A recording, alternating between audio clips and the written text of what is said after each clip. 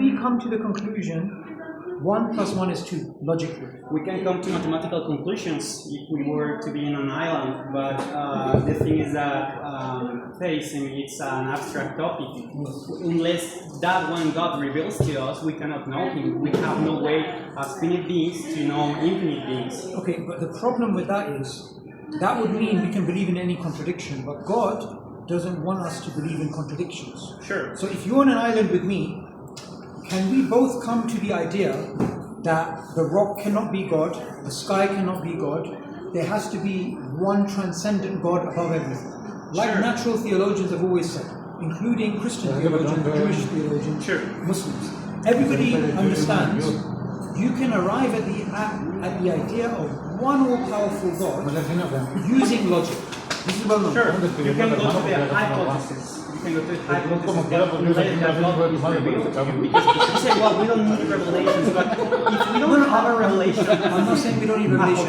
I'm saying, can you and me, if we're born on an island, Sure. can we agree using logic that there's one God? Okay.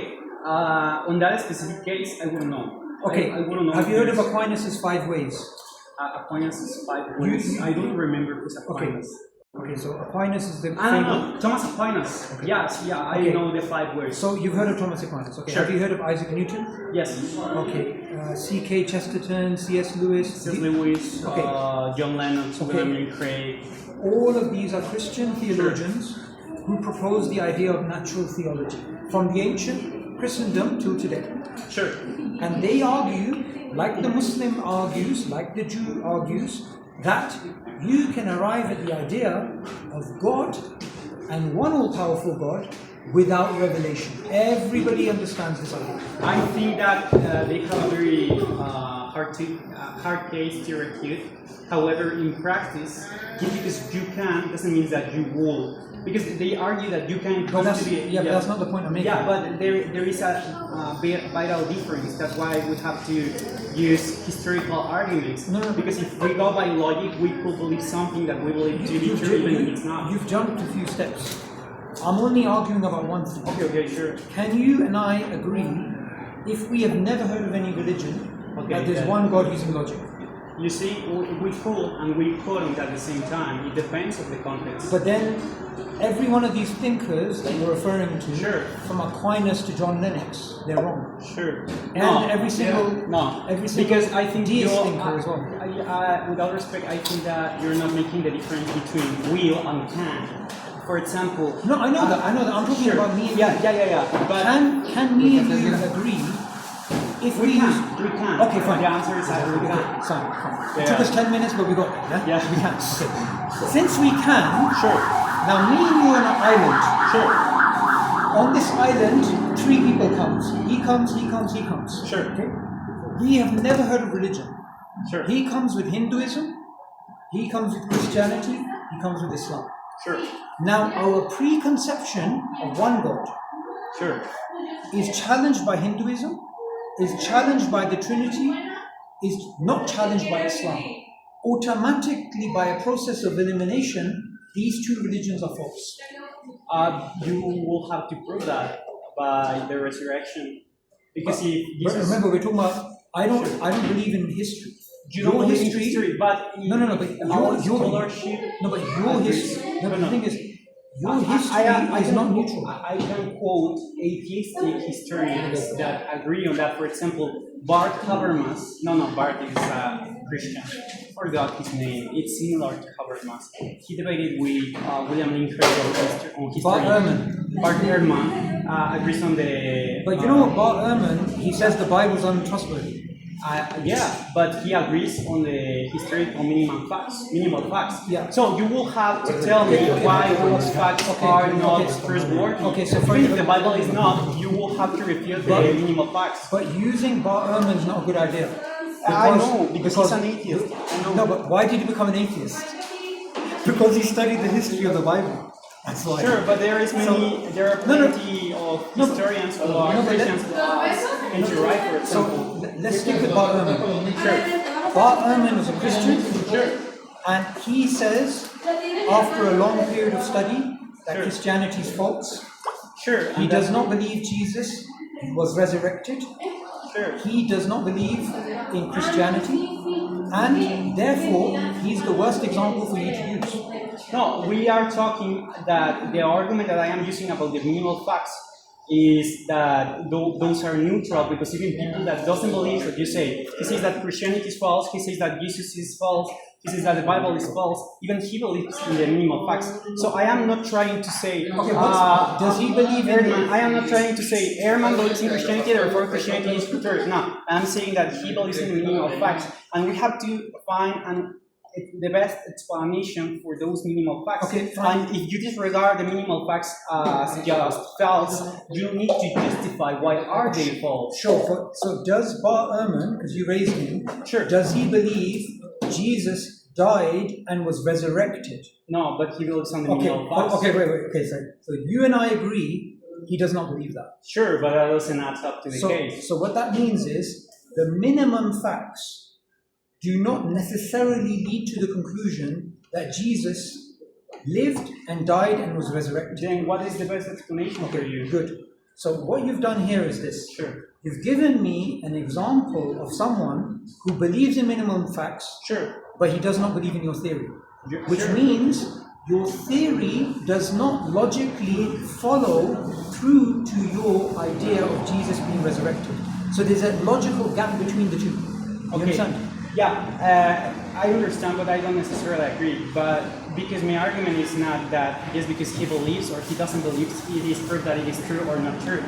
If we go like that, we will be fideistic. But my argument is not fideistic. Fideistic is like you have like a blind faith. Okay, so what I am saying is that at first you told me that the argument was not neutral, and I have just shown you that it is a neutral argument, since there are people from many religions on the scholarship, we can call, on the academy, that also believe in the minimal facts. So you need to give me a best explanation for Jesus' empty tomb, for Jesus' death, for the first century Christians dying for something they believe to be true. Sure. So let me explain to you some basics of logic here. Jose is a human. Yeah, sure. Premise one.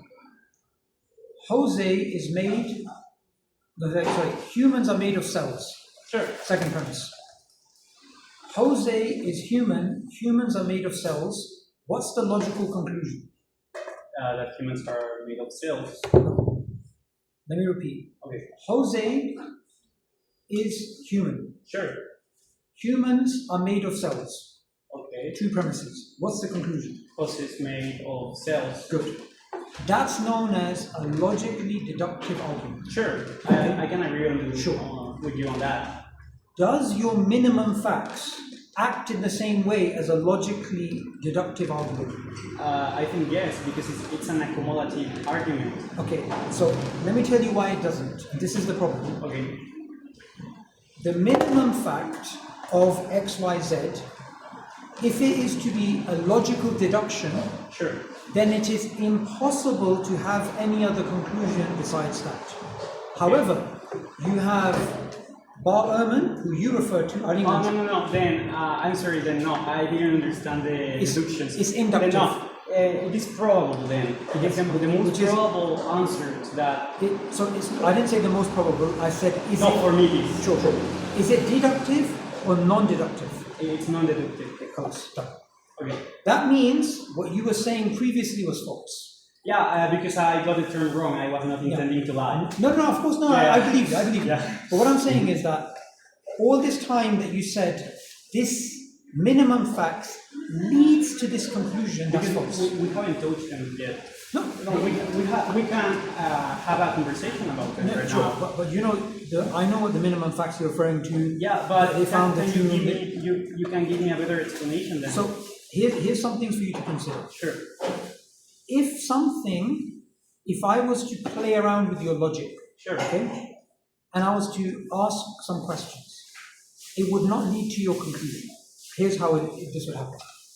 You can state to me minimum facts and say historians and everyone agrees about them, if that's true. I don't believe that to be true, but let's just say if that's true. Isn't it possible for a God, hypothetically, to bring someone to death and to bring them to life, but that person is still not God or the Son of God. Logically, is that true or not? Yes, but we have a different case Okay. here. I am just because it can be. That's a policy called Deus ex machina.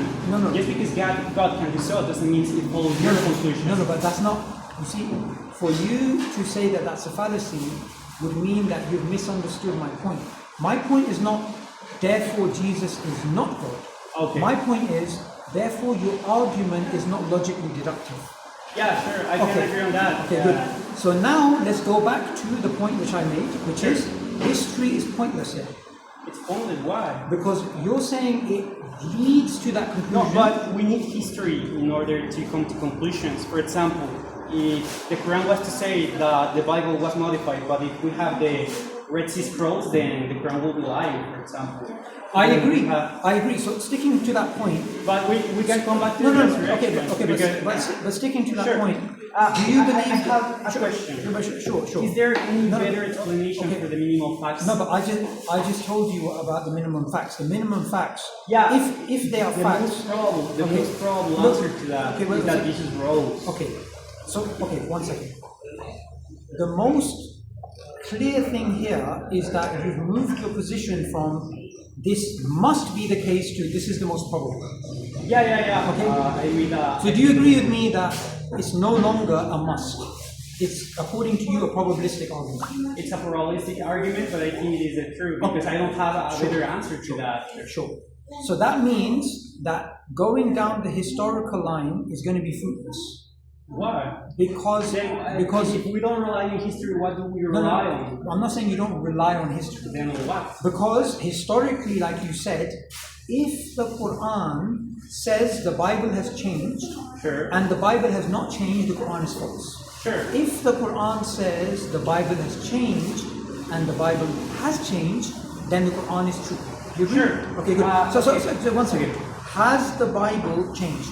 Has the Bible changed? In many ways, yes, because of translations. I can agree on that. Okay.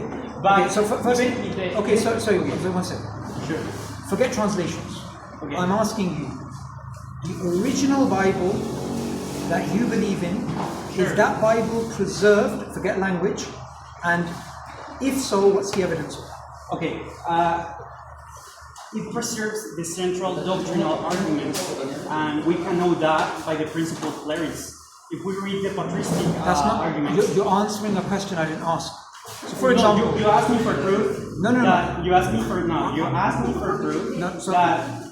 Just to be clear, I'm not asking you if the central theme of the book is preserved over time. That's a different question. Okay. I don't believe in inspiration as letter by letter, but rather I believe in inspiration as the central theme. And that wouldn't refute Christianity because it is not a dogma to believe on the Bible as the Reformers used to do. Sure.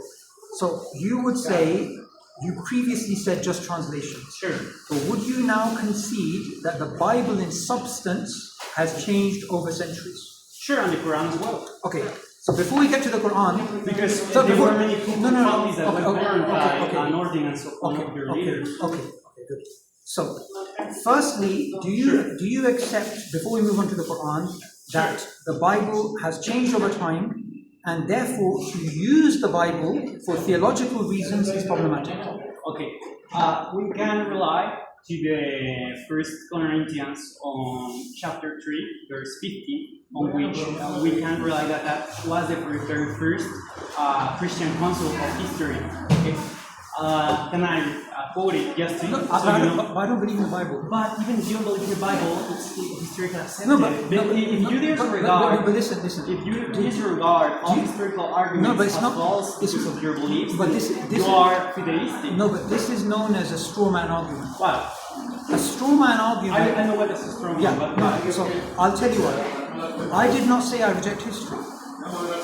I said I reject the Bible.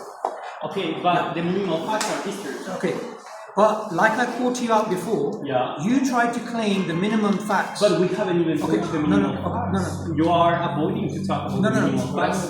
If you want to convince me to stop believing in Christianity, you have to give me a better answer. But I think you're missing something. Okay. Your claim about the minimum facts lead to this conclusion you admitted were false. I I didn't admit it was false. You admitted it's no longer a deductive argument. You said it's probabilistic. Okay, so it's probabilistic So for do God you- to be true, so but do it you- is not a deductive argument okay, to so say that look, God is true, for example. as a Christian, you're supposed to speak the truth, correct? As a Christian, I'm Yes. supposed to speak So the your truth. initial position was incorrect. Yeah, I can say that it was not a deductive argument, but just because it was No. Okay, so let me. Can you quote me a philosopher that says that deductive arguments are valid? Listen, you spend a lot of time, so I just want you to concede something. And your friend's filming, so I want him to record this too. I didn't know they Yes. were filming. So, do you agree that the first 10-15 minutes, the argument that you were making is false? No, because I was not saying. You said it leads to this no, conclusion. No. It is not false. I will tell you why you're doing a straw man. Because we didn't even touch the minimal facts. I was telling you, can you give me a better explanation? I never say the minimal facts are true, therefore Jesus You is just, God. look, your friend's recording. I say that the most probable cause. Yeah, they're recording. Yeah, but you just said about 5 minutes. No. You said talk because you are monopolizing you are monopolizing things. For every 3 minutes you talk, I talk 1 minute. No, but the thing is, let me answer. Just let me answer because you're monopolizing. Listen, 5 minutes ago you said. But you're monopolizing. I'm sorry, I cannot hear you no longer. You don't let me speak. I'm sorry. 5 minutes ago you said. We can do timing. No, Because you're not giving a class. Shall I tell you why? Because. No. We can speak 3 minutes and 3 minutes because you don't let me finish. I can only continue. No, I am being honest. 3 minutes and 3 minutes. I can only continue. Why do you want to? Llámanos, hermano. Okay, listen. Es que si no, no vamos a alcanzar. It's okay. It's okay.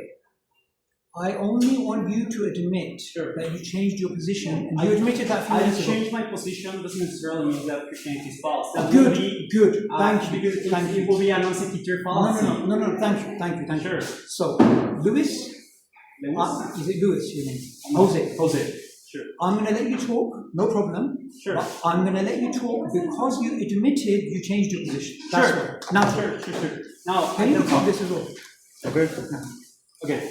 So, when we're talking about the meaning of facts, I think there are 4 or 5. I don't remember very well. It's been so long since I talked about this topic with everybody. We have a Jewish guy whose name was Jesus. I don't know the original name in Hebrew. But what most historians believe is that he got crucified. There was an empty tomb, and there was a crowd of people in very early times believing that he was the Son of God, and also believing that he rose from death, even with some of them going to death for that claim. Right. They were going to death for that claim. Now, the better explanation will be to agree with them and with the writings of the first century fathers of the church. Can you list the facts again? Sure. I'll write them down. Sure. So you said empty. Just let me write. Sure. Empty tomb. Ya vámonos, hermano. So, dame un segundo. ¿Qué hora son? Se va a hacer tarde. Jesus died Gracias. on a crucifixion. One second. Jesus died. On a crucifixion. Yep. Then next. The disciples saw him resurrect. They claim that they saw him resurrect. Disciples saw him being resurrected. Sure. That's the minimum fact. Yes. So Then wait, Paul. Sorry, 1 second. Disciples saw him being resurrected. Yeah, that's a Christian conclusion. Okay, wait. Well, but if we want to keep it scholar. No. 1 second. Okay. You said this is a minimum fact that all historians agree about. Most. I see most. Okay. You initially mentioned, for example, Bart Ehrman. Sure. Does Bart Ehrman believe disciples? Brother, I am telling you, that's a Christian conclusion. What they saw, it was alive. They believe that he was alive again. We can say that he was resurrected. We can say that he never died. Okay, That's minimal fact. Okay, I'll let you talk because there's some problems here. But anyway, carry on. Sure. Empty tomb. Sure. There was an empty tomb, Yep. and Paul who was following the church converted to Christianity. Well, he had nothing to win about it. Converted to Christianity? Yeah, James, the brother of Jesus, who was a skeptic, also converted from his religion, Judaism, and the empty tomb. That's it. So also, I have an argument. Okay, let's go over this. Sure, but let me explain because but I you haven't explained it. No, I haven't explained it. You need to hear. If you are gonna try to refute me, I have to do an argument. Sure, but look 1 second. Sure. Are these the minimum facts? Jesus died on the cross. Sure. Disciples saw him being resurrected. Sure. Empty tomb. Sure. Dead and back to life in 3 days. Sure. Paul converted to Christianity. Sure. James converted to Christianity. Okay, 1 second. I need to clarify something. Okay. They believe him to be resurrected. That doesn't mean and doesn't fall to the conclusion that everyone will believe he was resurrected. Sure. Okay, fine. You're telling me sure. This is what Christian historians believe. Most. Christians believe. Historians, most of them. Okay, one second. I am not saying that they believe that Jesus was resurrected. I am saying that they believe that people used to believe that he rose. For example, I understand. For example, I can quote historian that says that people believe that Muhammad was a messenger of God, and that doesn't hold to the conclusion that indeed Muhammad was a messenger of God. That will be a policy which is not secure because it doesn't follow logically. What I am saying, it is not that just because the first Christians believed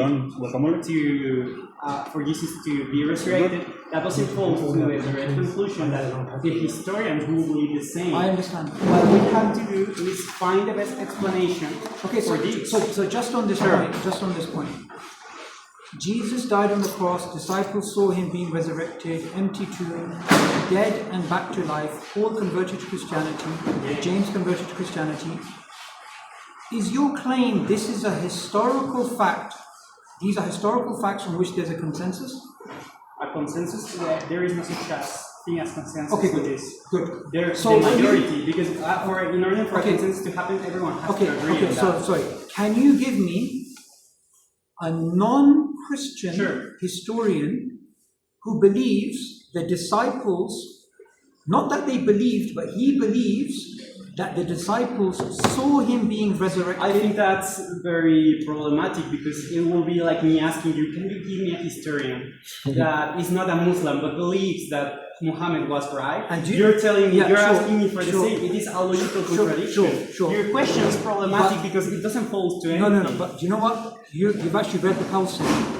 I read what? You read the pulse here. The pulse what? You've hit the nail on the head. Okay? Your entire argument is a circular argument. Why? Okay, I'll tell you why. Follow the logic here. Okay? I am someone who believes in, say, Hinduism.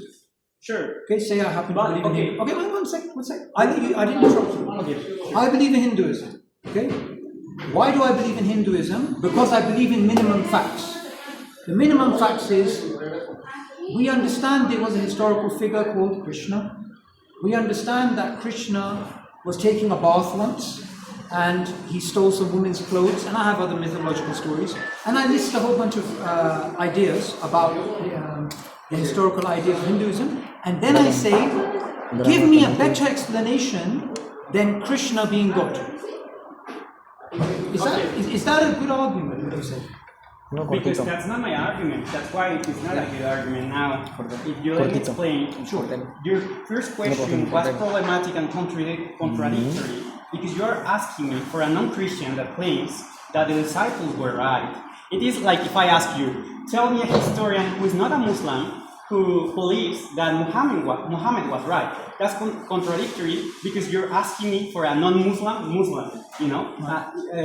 That will be asking you for a non-Muslim, and you are asking me for a historian who is not a Christian and believes, not that they believe, but that he believes that the disciples saw you resurrected. Let me tell you something. The question by itself is a contradiction. No, it's you not. Need to explain. It's not a contradiction. What I've done is I'm putting the mirror back to you. No.